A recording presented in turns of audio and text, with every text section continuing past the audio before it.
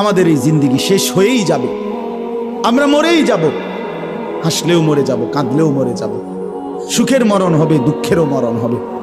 আল্লাহ তাআলা বলছে এই আয়াতগুলোতে, বান্দা বিশ্বাস করো, বান্দা তুমি যেই দুনিয়া নিয়ে খুব ব্যস্ত, এই দুনিয়া নিয়ে তুমি খুব মজা পাইয়া লাইছো, না বান্দা বিশ্বাস করো আমি এটা রাখবো না।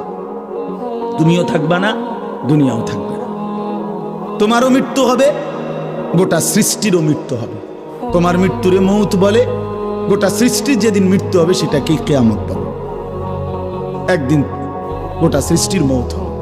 এই আল্লাহ বলেন, কাল্লা ইদা দুক্কাতিল আরদু দাক্কান দাক্কা, সাবধান বান্দা, মনে রেখো একদিন এই জমিন, এই গোটা সৃষ্টি চূর্ণ বিচূর্ণ হয়ে যাবে, ভাঙচুর হবে, একদম ভেঙ্গে চুরচুর করে ফেলবে।